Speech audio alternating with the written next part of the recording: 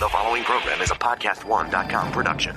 From Hollywood, California, by way of the Broken Skull Ranch, this is the Steve Austin Show. Give me a hell yeah. Hell yeah. Now, here's Steve Austin. I'm talking to David Arquette, former world heavyweight champion for World Championship Wrestling, just resumed his pro wrestling career a couple of weeks back. Dude, what are you up to? I saw that hurt you having to say that. I'm getting back into wrestling 18 years later. I just had my first match. It was amazing against RJ City. I got my butt kicked, but it's all right. It was good. It was a good match at Championship Wrestling from Hollywood. Man, where were you born? You were born in Virginia. Virginia, yeah. And then obviously, you know, your family heavily involved in acting and stuff like that. And you came out here to L.A. at what age? I was 5 when we moved out here. Yeah, from Chicago. We moved to Chicago for a little. But then my dad, he was an actor for like 45 years, character actor on the Waltons and all kinds of shows.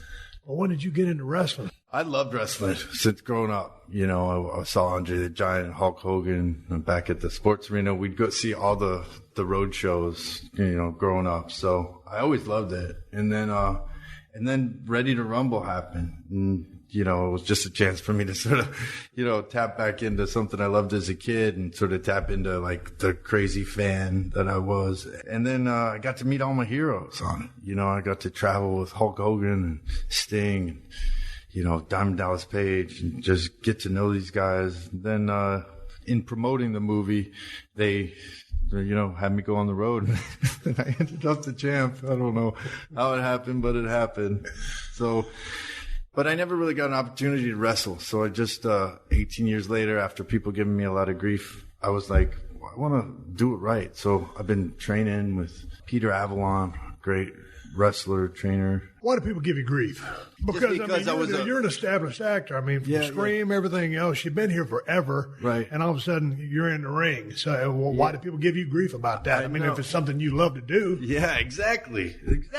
Tell them. I'll tell them. I said it so bitch straight in a heartbeat. Yeah. Well, I actually recently talked to Vince Russo on his podcast, and then he explained it to me, and he said, you know, part of the reason he thought it would be all right is because when I first got there, I was running around. I did something with Jeff Jarrett, and I had his guitar, and I went around to all the wrestlers, had him signing it. I was just a fan, you know. And he was like, that was part of the reason. Like, it was different. Like, you know, I wasn't just an actor. I was really a fan of wrestling. So that's sort of the idea behind it. I don't know. I was just talking to my buddy Diamond Dallas Page just called me on the phone a while ago. I was getting ready for the podcast, and this thing is a short turnaround because I found out David was going to be on the show literally last night. Yeah. And so I was trying to put some stuff together, but Page called me, and he was kind of giving me the 411 about how they kind of talked you into being the world champion, but you were against it. You argued against it. Yeah, I said I didn't think it was a good idea, but then like after a few minutes, I was like, well, it would be fun just to, you know, travel and get a little taste of the business. So, yeah. And hanging around the guys, whether it's at a TV taping or on the road, I mean, traveling with someone like Hulk Hogan, who, you know, is one of the absolute biggest names in the history of the business. I mean, how was the road life for you? I mean, because it's different out there, man. Yeah. I mean, it's pretty fast-paced, you know what I mean? It's fast-paced. I didn't know what was going on. I mean, when I won the belt, they gave it to me. They said, you're in charge of this. I said, what? Like, I'm literally carrying this? Like, they're like, yeah, and you can't check it. I can't believe they trusted you with that belt. I can't either. Well, I can see that they put it on you, the storyline. But man, when you start toting that thing around, sounds like a good idea at the time. But man, every time you go through baggage claim, not every baggage claim, every time you go to check your bags, and you got to carry it, you know, with you. Yeah. Because if you put it in your suitcase and you lose that damn thing, you're up shit creek. No kidding. So, what did you think about the responsibility of the belt? Because there's so many times. I mean, out of all the years I was on the road and holding the various belts that I held, sometimes you'd be riding down the road, and this is when I was traveling by myself, and I'd be like, okay, man, well, what all happened last night? And like, man, I know I put that belt in the suitcase, but man, I'd pull over on the side of the road just to make sure I had the damn thing locked in my suitcase. I'd open my trunk, go through my shit, like, okay, now, and I don't want to get all the way to the show. It's like, oh man, I lost it. I know. My favorite thing was sort of bringing it out to the fans, having them take pictures with it. And, You know, it was an interesting experience just walking through a airport with Hulk Hogan and like him knowing the person at the newsstand, you know, like knowing him from years and years going through this airport. Just, it was pretty amazing. Just sitting on an airplane and I'm reading something and Sting pushes his head between the seats and says, "What you reading?" This is so surreal. I can't even take it. And talking to Hulk Hogan about Andre the Giant and Ric Flair about stories and running around naked under his robe and just get wasted. There's a million Ric Flair stories, and most of them are wild and most of them are true. Yeah. And to me, you know, I have a ton of respect for Hulk Hogan, where he took the business, when he took it to the places that it was. But, you know, also because I'm like a real hardcore wrestling fan, you know, I consider Ric Flair to be the greatest, you know, world champion of all time. That's my opinion. Yeah. I think Shawn Michaels is the greatest in-ring performer of all time. Yeah. Like when you were coming out of Virginia and then going through Chicago, ended up out here in L.A., did you ever go out there to Olympic Auditorium and catch any of that action? No. Mainly it was down at the sports arenas. Sports arena, yeah. We check it out. Yeah, that's usually. Who were some of your favorites? My favorites were. Andre the Giant was just such a spectacle to watch. Hulk Hogan, I was always a Hulkamaniac. Macho Man was truly like one of my favorites, but I always thought he didn't treat Miss Elizabeth as well as he could have. But I just loved his flamboyancy and his just sort of whole character. I loved Jimmy Superfly Snuka. I love Junkyard Dog. That's sort of my whole time period. You know, Jimmy Hart. I loved Bret Hart. Like that whole thing. Bobby Heenan. You know, that whole time period was my whole world growing up, and just, you know, it's such a. But what I've learned like since, it's just been so interesting. Learning about the structure of a match and learning about you know. Capturing the audience, telling a story, you know, building a feud, and then just the moves and the pain on the body is just crazy. What I didn't know when I wrestled RJ Cities, I had 3 broken ribs. I went down right before RJ. I studied with some luchadors down in Mexico. How long? Tijuana. Just for a week. They taught me a bunch of stuff. I did a 8-man tag team match, and we had this crazy thing. I jumped off the top rope onto the floor, and supposed to go crossbody, but I went straight up and I caught a head right in my chest, and that was really hurting and it was hard to breathe, hard to sleep, and all that. And I was like, oh, I thought something was wrong. I got an X-ray, they didn't see anything, and I just knew something was wrong. I couldn't take any bumps, but then I had to do my match. We did our match, and it was crazy and fun. I took a knee to the face, which I saw that there was a still of that on. Yeah. It looked like a pretty good shot. It was a good shot. It was good. My brother had to lay it in to protect the business. Exactly. By the way, it's so much realer than when people think. It always upsets me when people say wrestling's fake, but you know, it might be predetermined, but it's like choreographed MMA. I mean, it's like out there. There's like moments where you're like, don't pass out. You know what I mean? You're seeing stars, you're spinning around, you barely catch your feet and trying to get your breath. But the one thing I'm trying to get is taking your time. I mean, that is so important. And I'm watching, what's been great about this experience is just studying. And with the WWE Network, you could just watch all these old matches. You could follow different people's careers, and you could just see all the sort of arc. And then you watch the real pros and the way they take their time in the ring and the way they set stuff up. But have you noticed something like in acting, the few times that I acted, and I haven't done it in a long time, but going back to those days and when I first got in the business, you know, usually a rookie's biggest mistake or his first mistake or someone that's green is rushing something, rushing things in the ring or rushing lines on set just because you want to get it out there or you want to make it perfect. And so it's all memorization, and you're thinking too much and you're just throwing shit out there. Absolutely. But when you take your time, you know, like you as you know, a very seasoned actor, did your acting experience help out any with your performance or with respect to promos? A little, but the promo game's a lot harder than you'd think. You know, I've been acting, 29 years now, and there's a skill to it. There's a thinking on your toes. There's, and then you watch all the pros. You watch Ric Flair cut a promo or that's like out of control. You cut a promo. I mean, you in the ring, just, my goodness, it's a whole different world. So, you try to I'm literally just trying to soak it all in, just learn. But yeah, the rushing thing it's still big. Like, I thought I took my time, and then I saw some things back, and I still was like, wow, that was in my head. This was so long. Like, I got to hurry something up. You don't have to, you can really, take your time and be meticulous. And you want to, so nobody gets hurt. You do the moves as good as possible and make them look good and engage. And you need a moment for the audience to react. I mean, there is a element with theater and wrestling, obviously, that's similar. That probably helped more than any film stuff I'd ever done. So just sort of knowing the temperature of the audience, sort of just like trying to sit and you try something, you see it doesn't work. How can you make an adjustment so that maybe it will work better next time? When you're in the back, that match you just had with RJ City, was that the main event? Yeah. Okay. Did you watch the entire card, or were you back there sitting there thinking about your match? Because a lot of times I would be the main event, be on a house show, this, that, or whatever, on the circuit. And a lot of times, if you're not watching matches, you don't know what the hell everybody else is doing. So, half the crew might have worked a headlock series, or the other, half the crew might have worked the arm. Yeah. All of a sudden, you're like, well, I was going to work the arm, but everybody's been working arm, so I need to do something different. Yeah. Let's skip all that, but what are you thinking before that match? Are you nervous as a long-tailed cat in a room full of rocking chairs? Yeah, I sure was, man. I was super nervous, but I did watch some of the matches. They had a TV so we could watch it backstage, but I was nervous. I mean, it's nerve-wracking. But what do you like about it? What do I like about it? Yeah.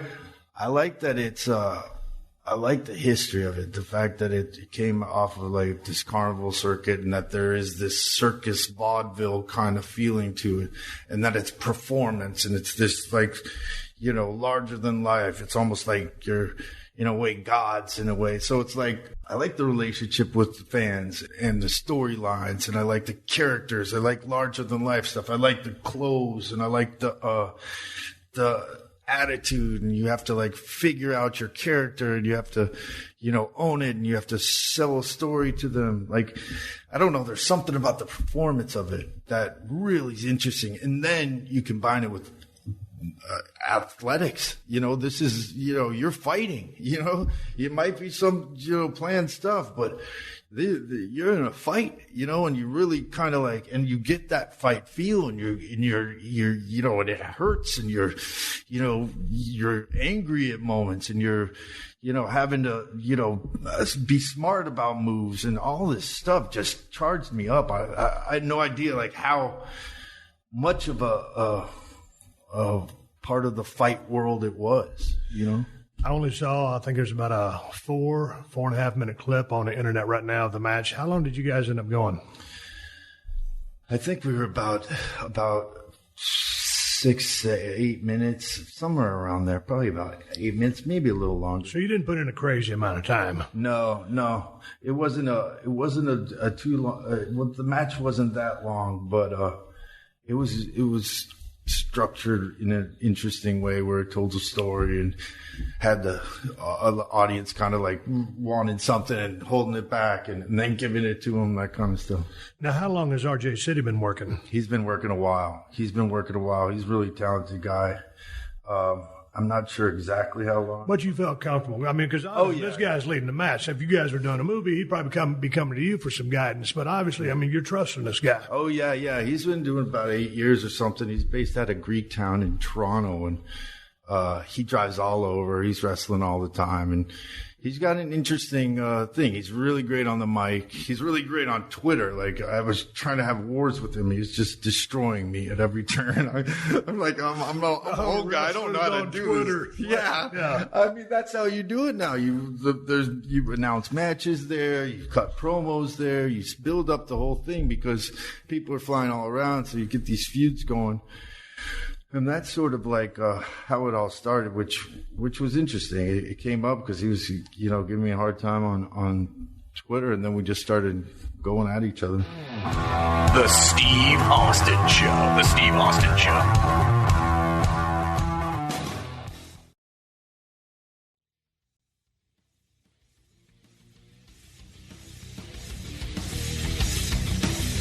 Once you get into the match, one of the things, anytime I've had a layoff, a break, an injury, or whatever, been out of the ring for, an appreciable amount of time, getting back in ring shape is a sumbitch. And when I first came to WWF, told the story a million times, but I was working with Savio Vega, and for 2 months, I was sucking wind because, man, you can do elliptical, you can do the treadmill. I don't give a shit what you do. It ain't like being in the ring. It's not like unloading on a guy with kicks or punches or shining him up, running high spots, getting some heat on him. It just exhausts you. And it's like, in many ways, just like training for an MMA fight. The best training is the actual doing. Yeah. So how long did it take you to get your, lungs full, ready to go, and not sucking wind and blowing up? About 4 months. I lost 40 pounds.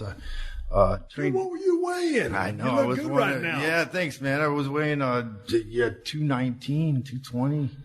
Yeah, I was getting up there. It was pretty much the biggest I'd ever been. And then,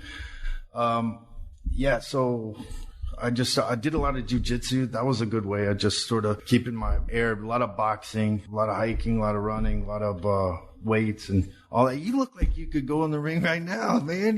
I'm making exactly a comeback. The same. It's going to be me and David Arquette. My gosh. Los Angeles City champion. You look amazing, man. You can still do it. I mean, you are my favorite. It's Tell me about the MMA training you've been doing. Just jiu-jitsu. Dude, that blows my mind the way that has just, I'm a huge UFC guy, MMA, yeah. But just the level that it's gotten to now, those guys and gals are absolutely sick. Yeah, Higan Machado is my trainer, and he's a long line of MMA sort of champions from Brazil. And he has cousins with the Gracies and all this, so he's an amazing teacher. He's taught me everything, and it's just, obviously I'm just new to it all and just learning all this stuff, but it's fun when you see something that's sort of combined. Like I was training, I put a ring in my backyard just so I could hit the ropes and rolls and train out there and work with Peter out there. And then I was doing something and I did one lock that was more of a real lock. Whoa, hold on now. Because you could easily kind of pop someone's arm and, you got to be careful. How far along with the jiu-jitsu are you? Do you have a belt? No, I'm just white belt. Yeah. What about the boxing? Boxing, yeah. I'm just, Ricky Keeley is my trainer in boxing. He's a former champion. Both of these guys are big champions. So just learning from the best and just getting out there, just getting the win is really the thing. Do you know one of the hardest things about me for boxing was I went to train with this guy and right down the street, and he goes, "You want me to train you like an actor or an athlete?" Yeah. Of course, I said an athlete because I am much of an actor, and so all that meant was when I dropped my hands, rather than him tapping me, he was going to swat the shit out of me. It only takes a dude to swat the shit out of you a couple times. I better keep my friggin' hands up. Oh yeah. But dude, that was one of the hardest things. My anterior delts are on fire because I've never held my hands up, like that for any extended period of time. So I was like, man, dude, this is way harder than it looks. And then on the backside of that, my footwork is terrible. In pro wrestling, I came out of a football background. Yeah. So I never had any footwork with respect to throwing a punch or boxing. Right. In boxing, it's all about the footwork. Yeah. But in pro wrestling, I don't know if you remember a guy named Mark Merrow. Way back in the day, it was WCW days. Yeah. But of course. Mark was like a shoot boxer, like a 3-time Golden Gloves guy, and a really talented boxer. But when you were taking his punches, they would come so fast, so quick, and you couldn't really see them because that's a good boxer. Right. And so it was like it's hard to sell them, and they hurt. Like me, I'm coming from way back here. This is a swinging. This is swinging. Barn door right. That's all I had. I never used the left hand. Didn't have a jab. It's way back here with the right hand, which when you're in row 100, it translates. You can see it. His this shit was coming so fast, it was awkward. You know what I'm talking about? I do know what you're Boston talking about, but just watching, sitting across the table from you, having you explain your punch is just a thrill for me. Jeez, that's amazing, man. Yeah, I know exactly what you're talking about. It's a whole different thing. Even the footwork, like, sort of, you don't want to be too deliberate with it and make it like you don't want it to look dancey, but it is more sort of calculated. And it's turning. Yeah. I ain't worth the shit at it. I quit boxing. Yeah. Yeah, it was a great workout, though. Yeah, it is. It is a good workout. Good for that kind of stuff. And shredding some weight. Dude, what are you doing? Who are you training with right now? Peter Avalon. Okay, now tell me about his background, his experience. Oh, he's great. He's out of championship wrestling from Hollywood. Yep. And he also's got championship wrestling from Arizona. They do a show down there, too. So, and he's just on the circuit, PPA all day is his thing. He's got PP Ray. He's also got a tag team partner, Ray Rojas. So they're good guys, man. They're all just it's Dave Marquez runs the place out there, and they're just great, like real wrestling business right now. There's a lot of really interesting indie stuff going on in Southern California. So I'm going to all these shows, meeting all these guys. And, I trained one day with the Santino brothers, with Tyler Bateman. I've got a match coming up at Lucha Vavoom on October 24th and 5th.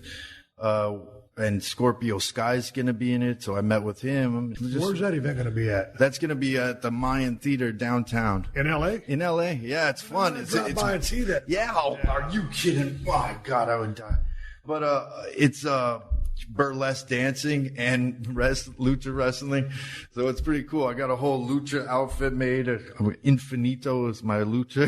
I got a big infinity sign that make up my eyes. I'm trying to get the guys that I train with in Tijuana to come up, and so we'll have another 8-man match. So that would be cool if I could do that. But I studied with Scorpio Sky, who's another amazing wrestler. What is it's interesting, the lucha style, because, man, I'm a huge fan of the stuff. We used to film a reality television show down in Mexico.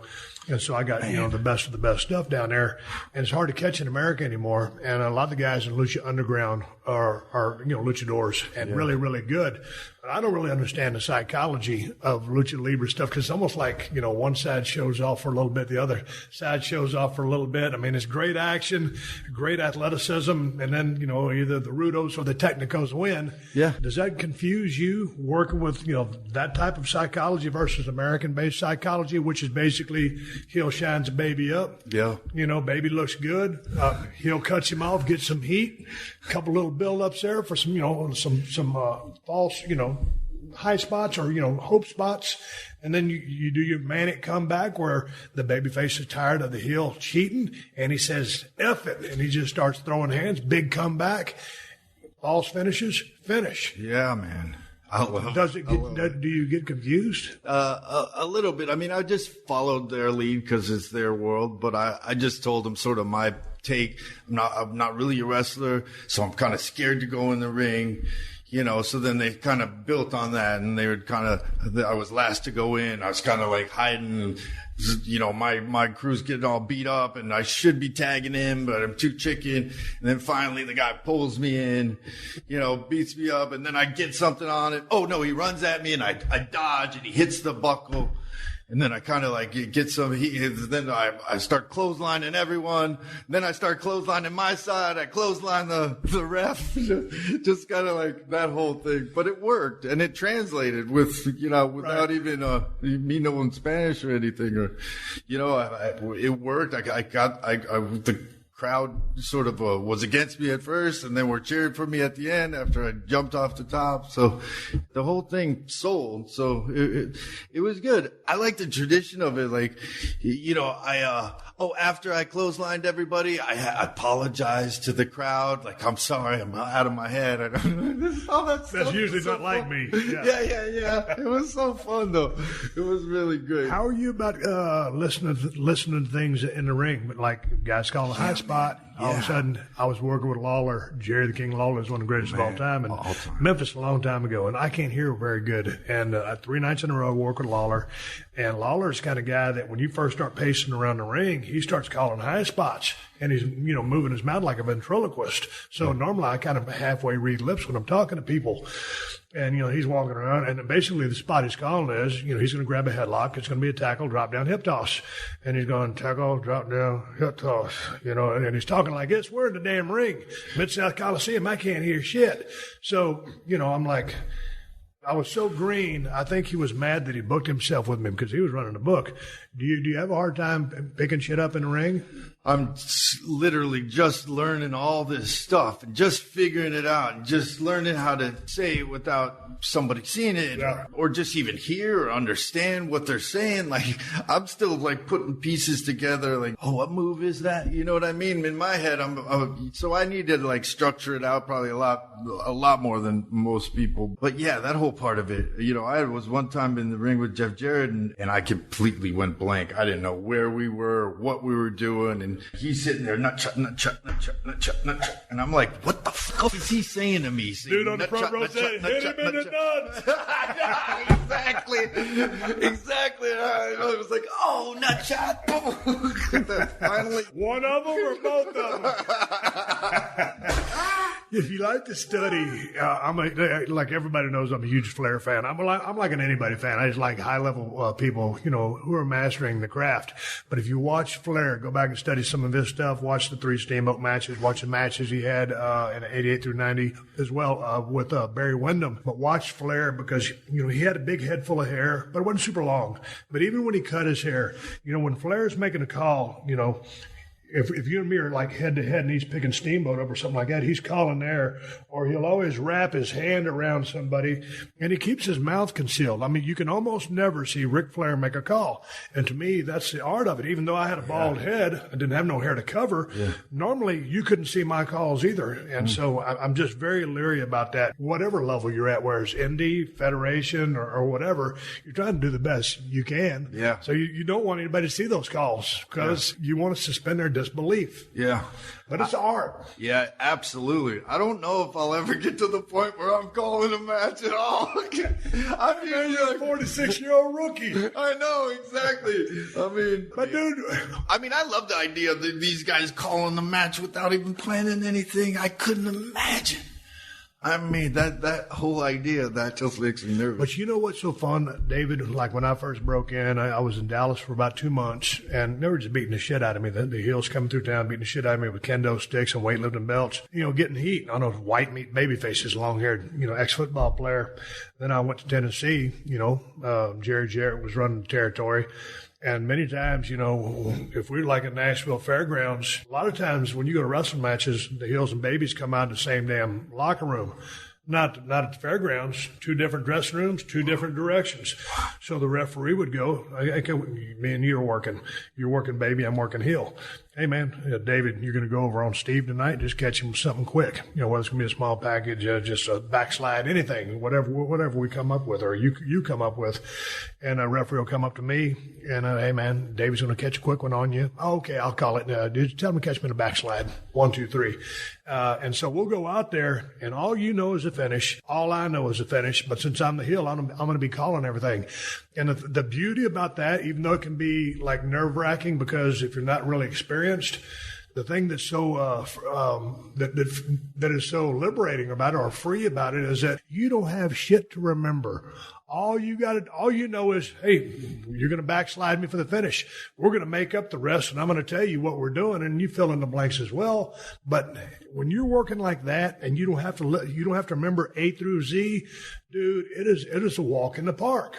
Wow, that's fascinating, it's a lost art form. No kidding. That is fascinating. But then also, because when you're out there, you're doing something to elicit a response. Based on that response, you proceed accordingly. So that is crowd psychology, at its best, because if you're manipulating that crowd, they ain't manipulating you. You're dictating to them what's going to happen, whether they buy in or not, or whether if they're invested enough in that match, the characters or the story, remains to be seen. But that's the task at hand. And that's what's so interesting about being in a weekly territory all the time. When you're working the same 6 towns every single week after week after week, dude, your chops better be up because you got to be good. Right. And it's like when you were, doing the bulk of your acting, the busier you are, the better you are. And like if somebody hands you a bunch of dialogue right now, I don't know how well you take it in or remember it, but probably because you've been doing it so long, you would. But like me, if you handed me a bunch of dialogue right now, because I ain't remembered shit forever, it'd take me a while until you get those, the muscle memory in your brain to remember all that shit. All of a sudden you can hand someone some dialogue, people that are working actors every single week. Yeah. Shit, they just look at it and they got it. Yeah. They'd probably tell you in a promo, just say this, like get that over. Then you're so comfortable in what you're doing that you could weave all the other stuff together. I guess that's what it comes. That's kind of how it starts working. If you're on a show or something, when they start giving you a lot of dialogue, then you're like, you know your character so well anyway. I don't even need this big chunk here. That's just repeating myself or something like that. So you make it kind of work. So I always find it better and it's just like sort of wrestling when you're working with somebody and it starts making sense. And, and usually if something's, not working, it's not working because either what you're saying is not working or it's not true to the character, it's not true to the story. And it's showing you right there that you got a problem with the scene. So you have to take a second to, let's fix this, let's figure it out. And then maybe it is just getting rid of this big chunk because you're going to cut it anyway later. I don't know, man. What about that stuff is just so cool. The Steve Austin Show. The Steve Austin Show.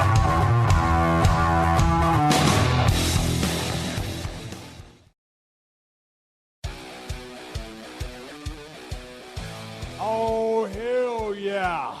Football is back. Catch up on everything football with some of the best podcasts right here on PodcastOne Sportsnet. Join Coach Jim Harbaugh and his father Jack every Tuesday as they talk college football on Attack Each Day, the Harbaugh's podcast. Then get all your betting news from R.J. Bell's Dream Preview, where each week he'll be covering all the college and pro matchups. And if that ain't enough, we have the Dan Patrick Show, the Rich Eisen Show, and Wriggles Picks with Rob Riggle and Sarah Tiana to help with all of your football needs. So don't miss out on everything football here on PodcastOne Sportsnet or wherever you listen to your podcasts. Before we get to the rest of my conversation with David Arquette, let me ask you, are you hiring? Are you out there posting your position to job sites and waiting for the right people to see it? Well, ZipRecruiter knew there was a smarter way, so they built a platform that finds the right job candidates for you. ZipRecruiter learns what you're looking for, identifies people with the right experience, and invites them to apply to your job. Remember our producer Sean and his buddy who opened up that restaurant? Well, if you recall, he was able to get fully staffed in one day thanks to ZipRecruiter, and his team is getting rave reviews for service. The right candidates are out there. ZipRecruiter is how you find them. Right now, listeners of the Steve Austin Show can try ZipRecruiter for free. That's nearly $250 worth of services, and you can try it for free. Just go to ZipRecruiter.com/Steve. And if you're out there on social media and you're using ZipRecruiter, tag us in a post and let us know. We'll get you a shout out on the podcast. Again, that's ZipRecruiter.com/Steve to try ZipRecruiter for free. ZipRecruiter, the smartest way to hire. This is the Steve Austin Show. Man, how busy are you with the acting thing? Are you on a sabbatical from acting? Have you stopped? Are you working on a project right now? Yeah, I'm about to go away and do a movie. What you I don't even know what it's called. Like Appalachian. It's called Appalachian. But you need a bald-headed dude playing a banjo?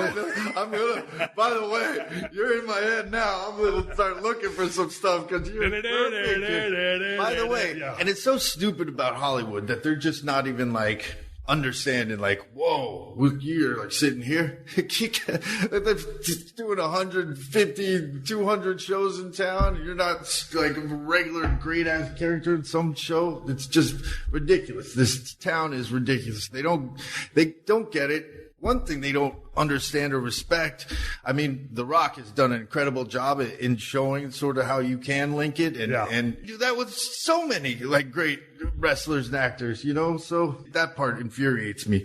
It's also like me going out and wrestling again. Some people are like, what are you doing? You know what I mean?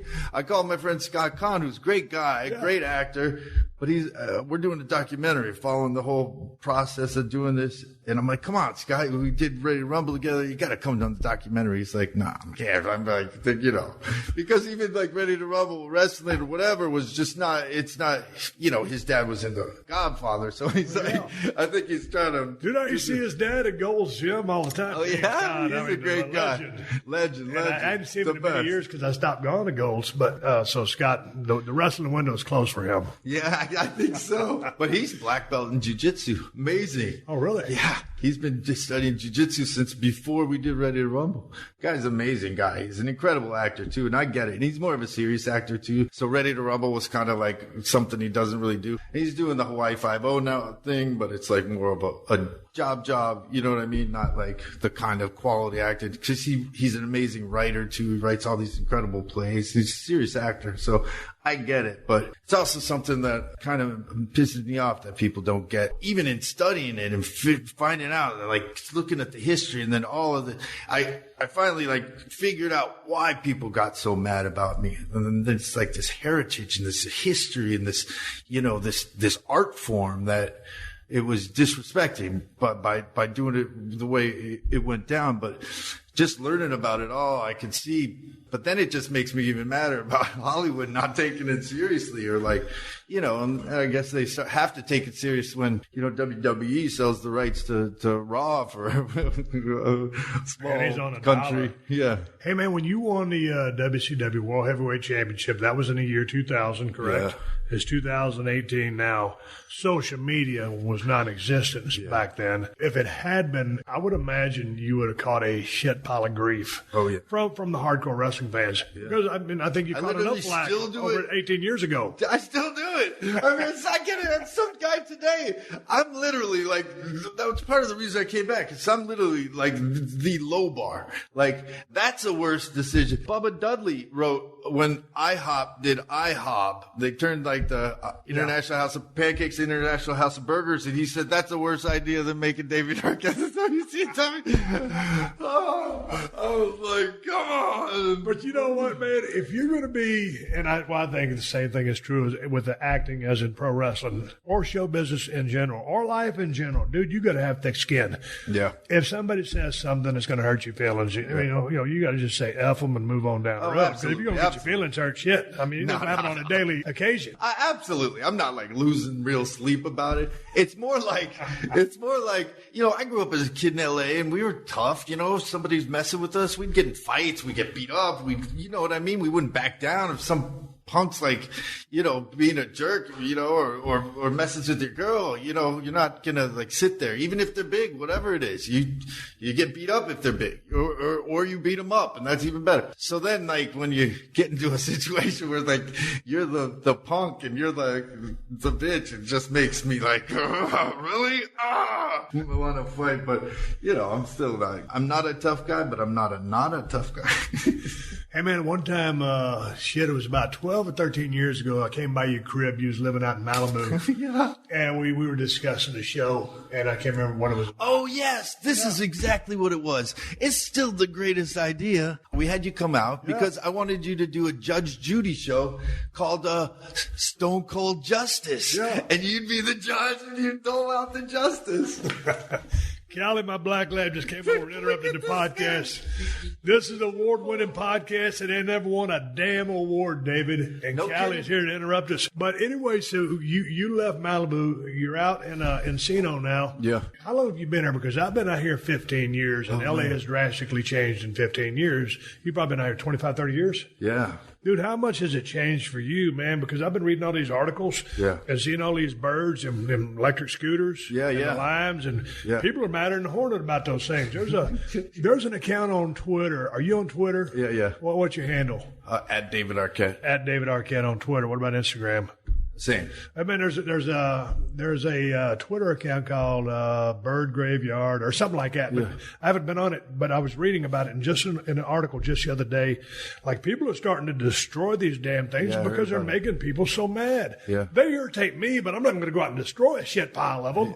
What's your take on the Bird? You've I like LA forever. Well, they look cool as shit to ride on. It's great. But the people, man, they weak. Dude, I was just going down Washington just a while ago, and a dude was in the bicycle lane, and he swerved out in front of me. I'm like, dude. Yeah, I'm in a 6,000-pound Suburban.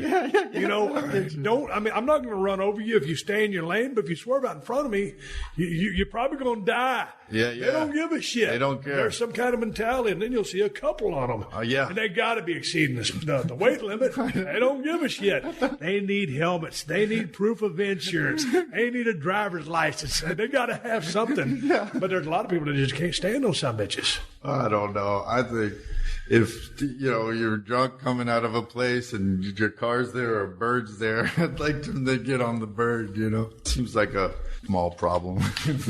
I don't know, dude. Them things really irritate me. They do. But traffic, man, when I came here 15 years ago, that Firestone Walker Brewery right down the road, it used to be World Gym.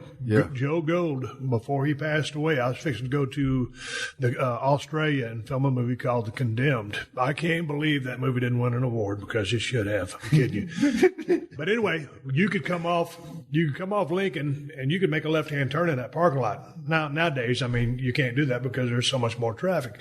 Have you noticed an increase in all the bullshit traffic? Oh yeah, man.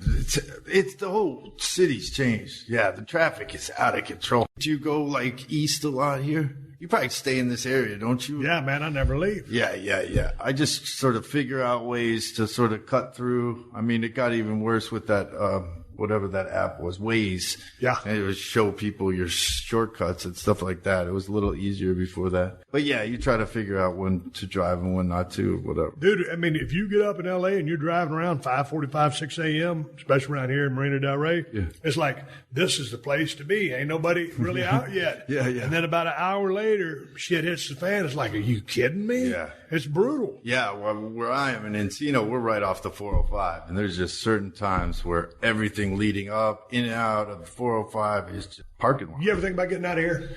Yeah, all the time. Come on. I do. My daughter's 14, so she's got a few more years till college. But after that, after she goes off to college, I think we'll be able to move, because I got two little ones. I got a 1-year-old and a 4-year-old. So. You do? Yeah, newly married. Well, it's been a few years now, but with my new wife. God dang, dude. Is your oldest daughter, the 14-year-old, going to get in the acting business? She loves it. That's pretty much everything she loves is acting. It runs in your family. She came to my match, and I was like, I hope I don't embarrass you, because she's 14. Yeah. And she loved it. She was screaming at RJ and getting so mad at him and giving him the finger and all that. I was like, for a 14-year-old not to be full of embarrassment of her dad. And she was proud of me, which was a pretty cool feeling. So the acting runs in your family, though. Yeah, man. Can you get out of here? Because I talk to a lot of people. Even the guy that owns a liquor store across the street, a Russian guy, he knows about any kind of liquor, beer that you want to ask about. And he goes, Steve, I've been talking to my friends for 30 years. We all talk about getting out of here, but we're still here talking about getting out of here. Yeah. It's easier said than done. It's like the Hotel California. You can check out, but you can never leave. Yeah. Could you leave this place, or is it kind of a security blanket for you? I don't know, man. I don't know where I'd go, for one. I do. It is a security blanket. I love LA. Love the weather. Love sort of my family being close, my brothers and sisters and stuff. So I don't know. I don't know where I'd go either. It's great to think of going to Montana and living there. You know what I mean? I don't know how much I could take that, for how long. Dude, I think you get bored. I know. I feel like I might too. What do you do in your free time? I know you got kids and all that, but just for you, hobbies? Well, as an actor, you don't work that much. You know what I mean? You're lucky if you do. If you get a regular gig, that's the goal. But if you don't, it's job to job. You don't know when your next job is going to be. So you do crazy stuff. You take up wrestling, or we've been producing documentaries. We did a documentary called Survivor's Guide to Prison, which Danny Trejo, we produced it with him, and it's about the failed prison system. So that took us a few years to put together. We're producing a couple other documentaries. We're doing this wrestling documentary. So that's kind of stuff you do. I got a nightclub called Bootsy Bellows, where we throw these big parties, and we throw huge party at Super Bowl, huge party at Coachella, huge party at Cannes. So we just kind of stay busy and kind of keep things going. That's kind of what I've always tried to do, just have other projects that you're working on in the meantime. Dude, what's up with Coachella? Coachella's pretty interesting. Do you like music? And Dude, are you kidding me? I'm a music fanatic. I wanted to be a rock and roll singer before I got into wrestling business, but I can't sing. I ain't got a musical talent, so I ended up being a pro wrestler. Turned out okay. Yeah, but I love music. But here's my thing, because living out here in L.A., I always, see when Coachella's coming up, then all the celebrities got to go out there. Yeah. And they got to take their pictures and post them. They get all picked up on the internet and on their, Instagram accounts. But everybody's all got to dress all funky. Dude, if I went to Coachella, I'd be wearing the same shit I'm wearing now. You should go to Stagecoach. It's right after. It's all the same thing to me. What's the difference between the two? Well, it's more country music, but all rock and roll and all that. Coachella's more like hipster, like young, those hippie kids. And all that. I think. You ever been to Burning Man?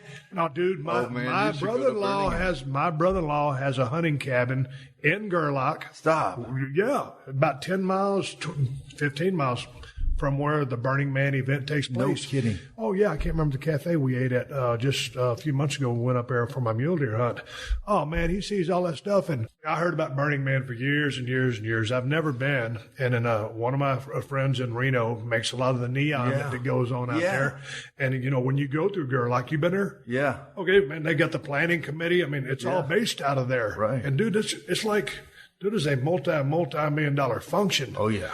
I've read about Burning Man. Have you been to one? Yeah, I've been to a few times, 3 times. It's incredible, man. Do you got to be out of your mind to go there? No, not at all. What do people you just by going there, you're out of your mind. Every year I'm there, I'm sitting there in a sandstorm, like sand's everywhere. You can barely breathe. You got your jacket over your head, just making a little pocket of air, and the sandstorm's just kicking your ass. And every year I'm like, why the hell am I doing this? Like, why? But then it clears, and then you see the most insane things you've ever seen, like just these buses, $1 million buses that they've lit up to look like a giant skull, or like, cupcakes that are just like zooming around. It's the greatest collection of art everywhere. And you don't exchange any money. It's crazy. The whole place is just bananas.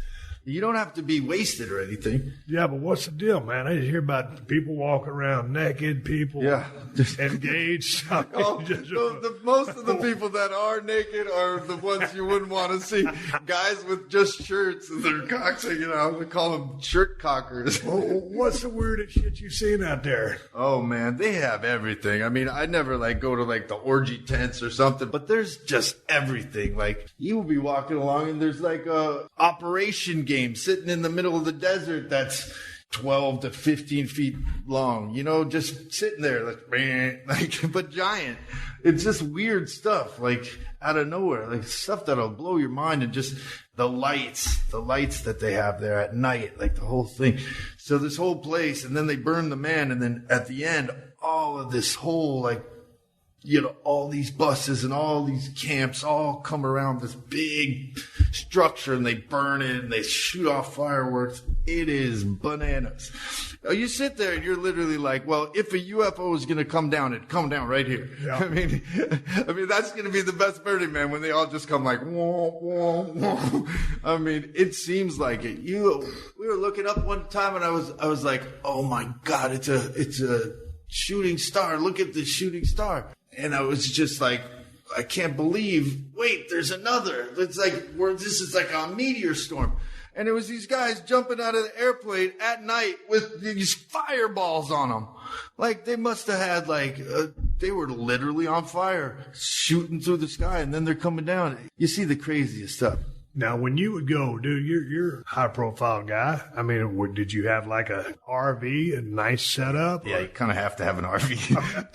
Don't go camping out. I mean, the people frown on it. Yeah, but you need an air conditioner. The first year I went with my friend Thomas Jane. He was my brother-in-law at the time. He played the Punisher in the first one. Good actor. And then Paul Rubens, Pee Wee Herman. All 3 of us, we rented an RV and went down there. It was bananas. Tom's a crazy character. He's hilarious. He's just all upset because he couldn't, I don't know, he wanted to find something the night before, or he was looking for something, and he was just upset about something, and he was all mad all night.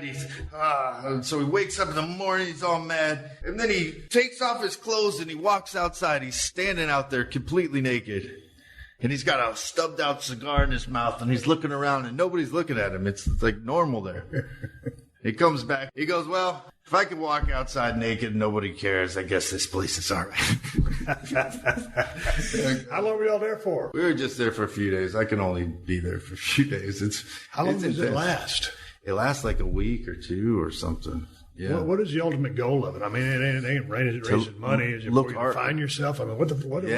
There's a little finding yourself, but there's also art. I mean, it's all about the art. You just see this art. Like, they have these big shrines where you bring a picture of someone you love, you put it up there, you say a prayer. At some point, they burn that down, these big temples, but they'll burn these huge structures and have these huge bonfires. I mean, it's insanity. Man, I was at like I said, this guy I know in Reno that makes a lot of the artwork out there. Man, they had this big ass octopus. It was big as this room in here, all made out of glass. And, I don't know if they lit it up or whatever.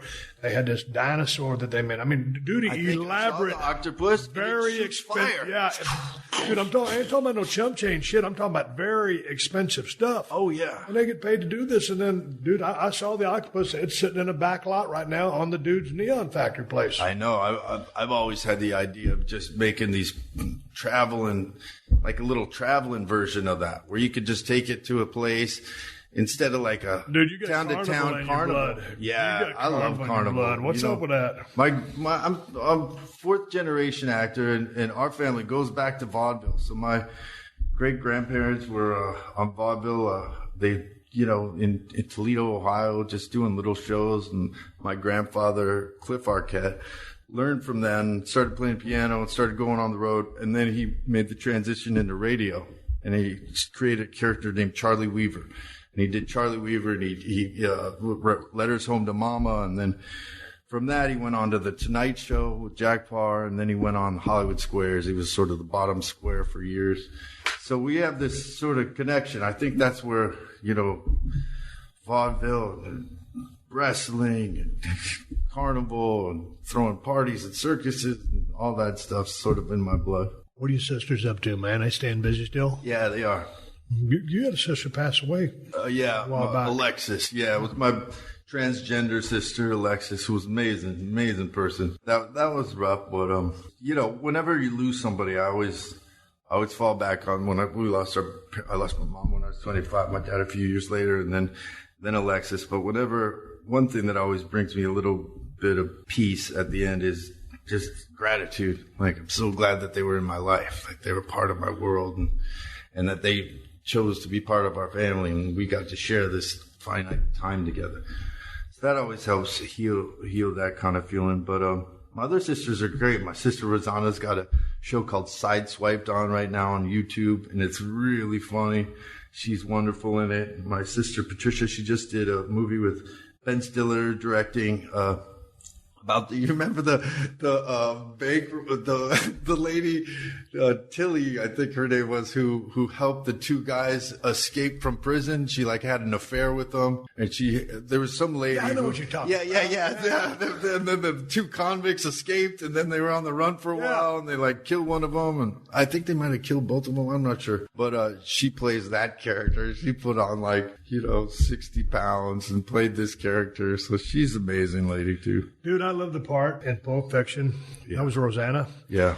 And I don't remember what her name was, but Travolta goes, Eric Stoltz was trying to fix him up with one of them, but Rosanna was Eric Stoltz's girlfriend. Yeah. And so Travolta goes, which one's whatever her name was, Trudy? This one or the one with all the shit in her face? Yeah, exactly. Because she had all the things, and I was like, oh my God. Yeah. That was an awesome movie. That was an awesome movie. Alexis was in that movie too. Rosanna was. Alexis is the one who comes out of it was my brother at the time, comes out of the door and starts shooting at him, and then he misses him. Then they unload on him. That was Alexis. Was it? Yeah, man. Yeah, that was Alexis. Yeah, Alexis was an amazing character. She was also in The Wedding Singer. Played Boy George in that. And Yeah, and then Patricia and True Romance, that was sort of one of my favorites too. That was pretty interesting. Yeah. Dude, when you said your sister has a show on YouTube, YouTube is crazy now. Yeah, dude. Everything's on YouTube. Yeah, they're doing great stuff. It's like Phil Hartman said way back in the day, the wave of the future. Yeah, absolutely. Who would have thought? Yeah, totally. So now they have like this sort of premium version of YouTube. So if you sign up for that, you could see how they're doing. I guess everyone's kind of doing their own content. Like Amazon's got Prime and all that. Dude, it's crazy because, I mean, you got TV or satellite or whatever you going to call it with all the different channels, but there's such a demand for content. I mean, there's a lot of stuff that's on television is pure shit. Yeah. But nonetheless, there is a void for, they want good stuff, but there's some pure shit out there which gets picked up because they need content. Yeah. Yeah, there is. There's a lot of good television, though. They're making some good stuff. Oh, yeah. No, don't get me wrong. Some good stuff out there. But check us out. You and me riding around in my Ford Bronco. Fighting crime. Yes, dude. Yeah. Come on. We should shoot that ourselves. But I've got to have something I'm trying to overcome because we got to have some diversity. Oh, yeah. Got to get people to identify with our characters. You've got a problem, too. I've got a lot of problems. That'll be easy to find. When's the next wrestling match? Next wrestling match is September 2nd, I believe. How often are you working out? How often are you training? I trained 2 times this week wrestling, but I need to wrestle more. It's a little hard to find like the right thing, but I've been working out every day. I mean, doing weights and doing cardio. But this one's with Frank the Clown. He was at WWE for a little while with a little show, and Ellsworth. Really? And then, I'm going to team up with RJ City as my tag team partner, who he doesn't want to do it, but he's doing it for the... Begrudgingly. Yeah, begrudgingly, and perhaps to get on a talk show or something. That's all he wants. When you get in your ring, I'm guessing you have a 16 or 18 foot ring. Yeah, 16. Yeah. Okay, 16. Man, 16s are very economical or efficient as far as it's hard to blow up in a 16 footer. When I was working for WWF way back in the day, a lot of the smaller towns in Cape Cod or wherever, they're called tent shows. It goes back to our carnival stuff, right? But the 16 footers we're used to. In WCW, it was an 18 foot ring. All of a sudden you go to WWF, it's a 20 footer, and like, oh man, there's a lot of space in here. And then you get in that 16 footer, it's like, oh man, this is heaven because you can't blow up. So when you're out there screwing around or just running the ropes, do you do any drills? Yeah, I mean, I do my rolls, like do all the rolls and sort of go through the ropes and hit the ropes and all that kind of stuff. Man, get on a little tear, hit the ropes. Let's just say hit the ropes 10 times. Yeah. Do a couple of flat backs. Get up, flat back. Start hitting the ropes, crisscross. Go to a corner. Start stomping the shit out of the bottom turnbuckle 10 times. Go the other one. Keep hitting the ropes. Drop down. Get up. Do a burpee, a push-up, or whatever. Yeah. It's all those little drills like that. And think about it. When you first get in the wrestling business, a lot of people are allergic to hitting the ropes because it's not just like, hey, just run out there and it's easy, because there's an art and a technique to it. You hit them with your kind of like your right side predominantly. If you're right-handed, well, it doesn't matter what hand you are. You're not really trying to hit it with your whole back. You're kind of hitting it more, just kind of sidey back. And also, you're hooking that rope each time you hit it. Yeah. Because if that sumbitch breaks, you want to be able to catch it here and save yourself from hitting the floor. Right. So some people, when they'll just run to the ropes, turn around backwards, and just try to ricochet off of them like that. Yeah. You see what I'm saying? Yeah.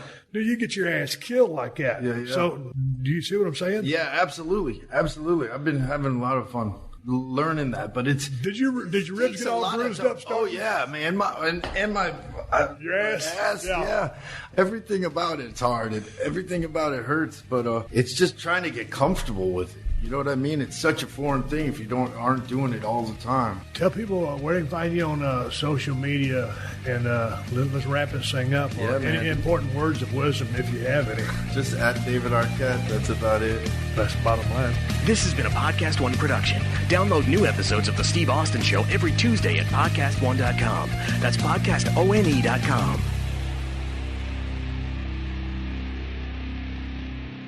Pluto TV is TV the way it should be, free. With over 300 channels, thousands of movies and TV shows costing zeros of dollars. So if you want to watch shows like Ghost, The Walking Dead, CSI, Star Trek, or The Price is Right, well, The Price is Right. It's free. Hit movies like Braveheart, Sonic the Hedgehog, Anchorman, The Legend of Ron Burgundy, or Mean Girls won't cost you a thing, because everything is free. All you have to do is download the app, which, by the way, is also free. Pluto TV. Stream now, pay never. Sometime in the early 80s, REO Speedwagon's airplane made an unannounced, middle-of-the-night landing. This is my friend Kyle MacLachlan, the star of Twin Peaks. And he's telling me about how he discovered a real-life Twin Peaks in rural North Carolina, not far from where he filmed Blue Velvet. What was on the plane was copious amounts of drugs coming in from South America. Supposedly, Pablo Escobar went looking for other spots, quiet, out-of-the-way places to bring in his cocaine. My name is Joshua Davis, and I'm an investigative reporter. Kyle and I talk all the time about the strange things we come across, but nothing was quite as strange as what we found in Varnamtown, North Carolina. There's crooked cops, brother against brother. Everyone's got a story to tell, but does the truth even exist? Welcome to Varnamtown. Varnamtown is available wherever you listen to podcasts.